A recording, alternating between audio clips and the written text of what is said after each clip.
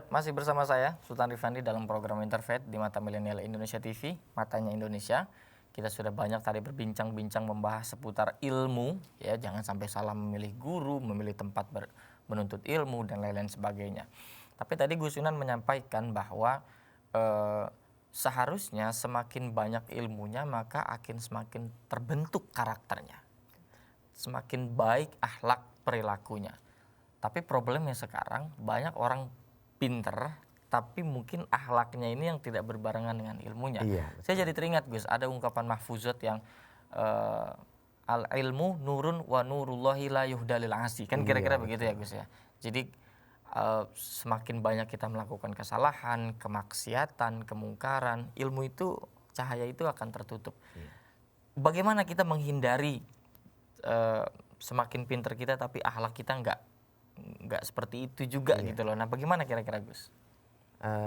Mungkin salah satunya di antara kegagalan pada dirinya sendiri atau pada sistem pola pendidikan yang tidak mengintegrasikan antara tiga pilar agama itu, rukun iman, rukun Islam, dan rukun ihsan. Bahwa Oke. itu sesungguhnya satu kesatuan. Meskipun dalam pembelajaran tentu saja ada dapurnya sendiri-sendiri, Yap. ada kitabnya sendiri-sendiri.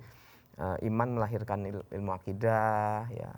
Islam itu melahirkan fikih dan muamalah, sementara ihsan melahirkan akhlak dan tasawuf dengan corak masing-masing itu, Mas. Nah, ini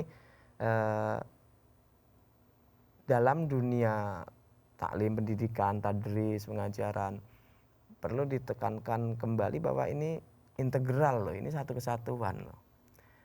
Karena kalau satu-satu saja, ini sesungguhnya warnanya kan karakternya beda-beda, Mas. Betul. Kalau akidah itu kan nggak bisa ditolak-tolak, itu cuma satu, ya la ilaha illallah gitu kan. Betul. Tapi ketidakmampuan mempelajari akhlak dan tasawufnya membuat penerapan tauhid la ilaha illallahnya ini bisa menyakiti, bisa kurang elok gitu ya. Sembarangan nyakiti, menegakkan tauhid, sembarangan menyakiti perasaan orang lain, lupa teladan baginda Nabi. Baginda Nabi diangkat oleh Rasul sebagai Rasulullah, mendapat Iqra, nggak ujuk-ujuk besok paginya langsung bongkari patung-patung baca di berhala di Ka'bah kan ya. Iya, Kan nggak langsung begitu. ngancurin berhala-berhala. Iya, nggak langsung berhala. Tapi ada tuntunan ilahi. Nah, ini artinya corak fikih yang penekanannya adalah kalau enggak begini maka batal. Ada pendekatan sah dan batal saja. Jadi ibaratnya kacamatanya hitam putih, Mas. Nah, pendekatan kayak gini ditarik kepada perilaku, kepada diri, kan orang cenderungnya cuman ada aku sama kamu. Yap.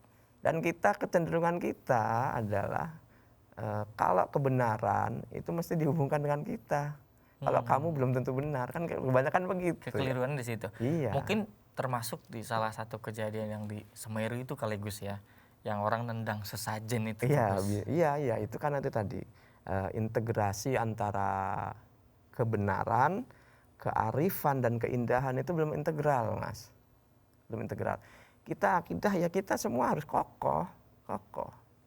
Namun dalam mendeliverkan kepada orang lain kan tetap ada panduan dari Al-Quran. Ud'u bil hikmati wal mau'izatil hasanah, dengan cara-cara yang penuh kearifan. Kita diminta geser nih dalam mendakwahkan, ngajari orang lain ya, dalam memigrasikan dari ketidaktahuan menjadi tahu, kan perlu dengan kearifan, perlu dengan kesabaran. Lah kalau enggak, Nabi Muhammad coba ketika habis dakwah di mana itu kan terus berdarah, terus malaikat turun.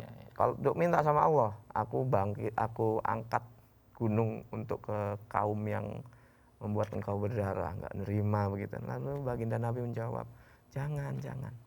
Allahumma hdi qaumi, mudah-mudahan Allah memberi hidayah kaumku, barangkali anak turunnya nanti mengerti, memeluk agama Islam ini. Nah, pengenalan dan pengakuan kekokohan tauhid kita dalam mendeliverkan, mensyiarkannya, mewujudkan secara cinta kasih, secara kasih sayang, jangan sampai pengen instan. Baginda Nabi juga enggak menyuruh tidak meneladankan instan. Bahkan coba Nabi Nuh saja yang usianya 950 tahun cuman punya pengikut berapa dalam riwayat? 70 atau 80 gitu. Ya iya kan. Nabi Nuh tidak sampai ingin seinstan itu. Karena justru itu juga bagian dari yang mengasah sabar kita. Terus kita gimana ya caranya saudara kita orang itu terus bisa paham. Itu kan juga bagian sabar dari kita, mengasah kita. Ingat hadis Nabi, Mas Sultan, yang saya ingat Nabi. Bahwa Muslim yang berada di tengah masyarakat lalu menerima cobaan-cobaan dalam hidupnya, ujian-ujian dalam hidupnya, itu jauh lebih baik daripada Muslim yang menyendiri, tidak bermasyarakat, sehingga tidak pernah terasah. Lah, sabar itu cuma jadi konsep kalau kita nggak hidup bermasyarakat. Masyarakat kan tidak homogen, tidak heterogen, majemuk. Ada yang punya kemauan sono. Nah, sabar itu akan menjadi mematangkan jiwa kita, pembuktian nyata di dunia nyata, bukan di dunia kesendirian. Maka itu dinyatakan oleh Imam Ghazali, tidak disebut dermawan orang yang tinggal di atas gunung. Dermawan adalah konsep, kan hanya menjadi dia diisi kepala saja, tidak terbuktikan. Dan kenapa mau dermawan nama siapa, dia tidak pernah berbagi. Nah, dia harus berbagi dan terasah di dunia nyata. Jadi sekalipun dia ahli ibadah, betul-betul wah luar biasa sekali ibadahnya, tapi sendirian itu tidak lebih baik. Tapi ada yang lebih baik, yaitu maka istilah sekarang sufi-sufi perkotaan, iya, sufi-sufi kota tetap bisa jernih hatinya, tetap bisa sabar, terasa, itu luar biasa dalam kehidupan. Meskipun tetap akan ada hamba-hamba Allah yang Allah takdirkan memuja dan memuji Allah dalam kesendiriannya. Begitu. Nah, artinya kan dalam konteks menuntut ilmu, balik lagi ke tema ya Gus ya. Ini kan sekarang kita bisa temukan dimanapun, di gadget. Buka Gus Yunan itu banyak banget tuh ceramahnya itu. Nah, tapi apakah definisi menuntut ilmu itu hanya sebatas itu saja, Gus? Artinya apakah ketika kita nonton di YouTube, di sosial media, di gadget itu, apakah beda dengan kita datang ke guru langsung, belajar, bertemu, bertatap langsung, atau sebetulnya ya sama aja metodenya? Kita akan jawab di segmen berikutnya, jadi jangan kemana-mana, tetap di Interfaith di Mata Milenial Indonesia TV, matanya Indonesia.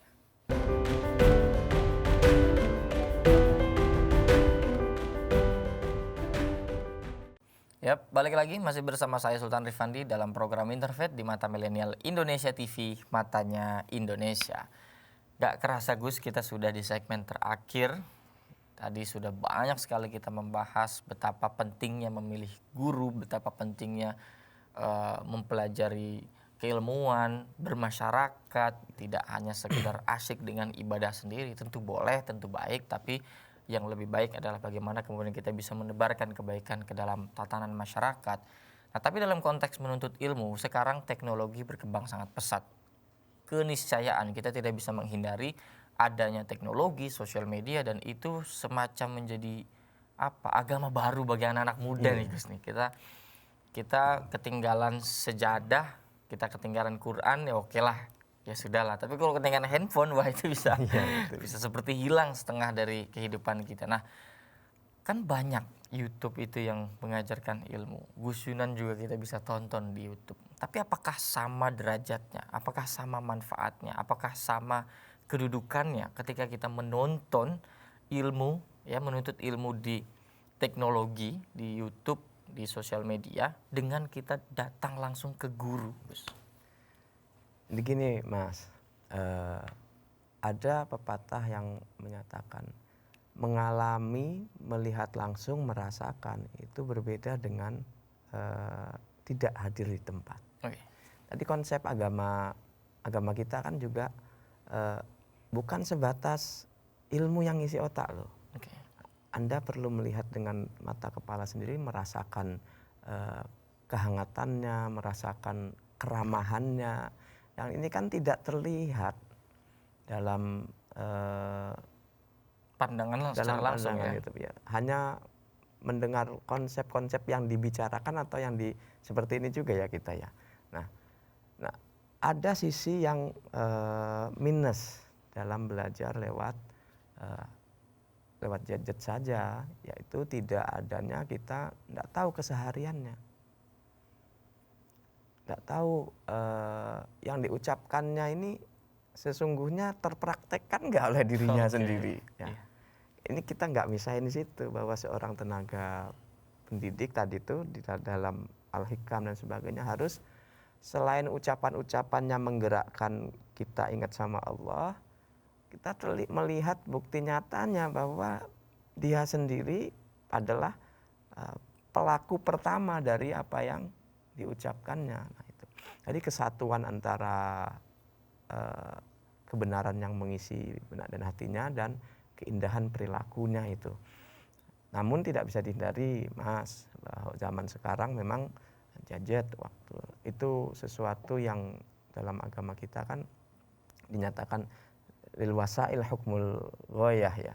Sarana itu akan punya hukum boleh tidaknya sesuai tujuannya apa begitu. Nah, kalau digunakan untuk nambah ilmu karena ada ulama-ulama kita yang jauh ya. Nah, jadi itu sangat membantu sekali kita untuk dapat ilmu. Namun itu tadi seperti tadi tracking dulu. Seperti Imam kalau bahasanya dalam Adabul Alimul Ta'alim itu kan pelajari seksama engkau mau nyari ilmunya pada siapa.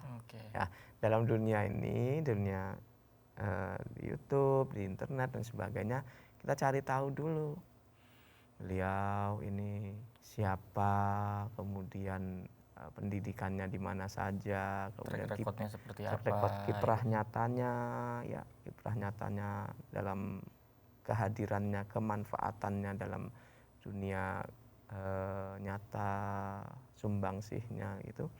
Nah, itu baru nanti kita ikuti ya, kita ini karena tetap ini ya Mas, kita harus bisa pilih-pilih ya, karena hukum penggunaan sarana dalam agama Islam adalah dia tergantung tujuanmu gitu.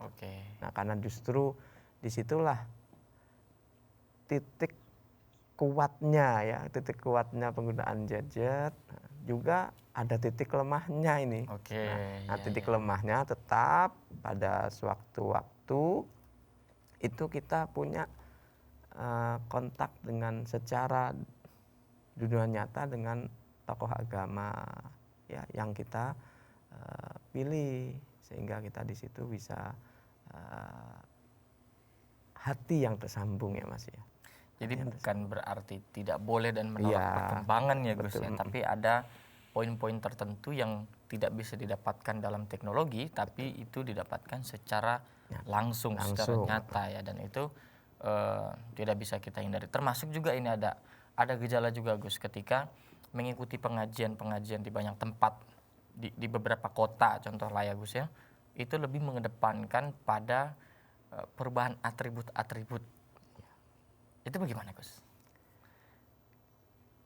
Kalau hanya mendasarkan perubahan atribut saja, itu kan berarti dia hanya mengambil sepertiga dari pilar agama ini kan, 3 rukun agama, yaitu iman, Islam, ihsan ya. Jadi kalau boleh disebut bagian Islam yang mengatur fikih itu kalau boleh disebut diwakili adalah wadah, bicara casing. Casing. Bicara ya, itu luarnya saja ya Gus ya. Tapi sebenarnya ketika kita menuntut ilmu, perilaku kita, justru perilaku kita ya, mentalitas kan Allah tidak mengubah suatu kaum sampai hatta yughayyiru ma bi anfusihim, sampai kaum itu merubah bi anfusihim, apa yang di dalam dirinya. Berarti apa itu? Mindset, pola pikir, mentalitasnya dalam menghadapi kehidupan, dalam menghadapi adanya keragaman, ini kan ada di dalam diri. Betul Harusnya pertumbuhan itu dari dalam. Sekarang bahasa kasarnya gini Mas Sultan ya, antara air sama cangkir, orang nggak punya air tapi menyediakan cangkir gitu. Tapi cangkir itu dibuat justru untuk mewadahi air harusnya. Ya ini, jadi kita casing luar kita ini sebagai wujud kita punya hati yang indah begitu. Jadi ada sehingga tidak terbalik adanya istilah kemunafikan itu karena mulai dari luar dan di dalam tidak segera terperbaiki justru itu. Jadi yang paling sejahterakan hati, kayakan hati, lalu luar ini akan terperbaiki sesuai dengan dalamnya. Jadi perubahan itu harus ya luar dan dalam ya Luar Gus ya, dalam. tidak hanya luarnya saja atau dalamnya saja. Betul. Nah, ini kita sudah banyak membahas terkait menuntut ilmu dalam pandangan Islam Gus Yunan. Mungkin Gus Yunan sebagai penutup ingin menyampaikan pesan kepada seluruh masyarakat yang ada di Indonesia, khususnya anak-anak muda nih Gus, untuk semangat menuntut ilmu, juga semangat memperbaiki diri dan akhlaknya. Jadi sekarang banyak orang pintar tapi banyak orang gak berakhlak Gus. Iya. Silakan Gus.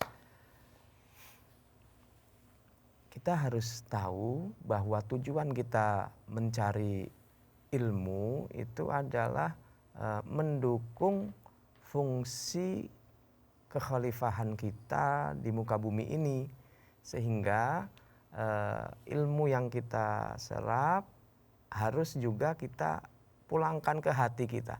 Ini kira-kira akan merusak fungsi kekhalifahan kita di dunia atau mendukung dan mensupport. Kalau ini pengetahuan yang kita terima, ajakan yang kita izinkan masuk ke dalam otak kita itu adalah ajakan yang bertentangan, justru akan merusak fungsi kekhalifahan kemanusiaan kita, justru akan memecah belah, justru akan memporak-porandakan kebersamaan, maka hati kita lah yang bicara.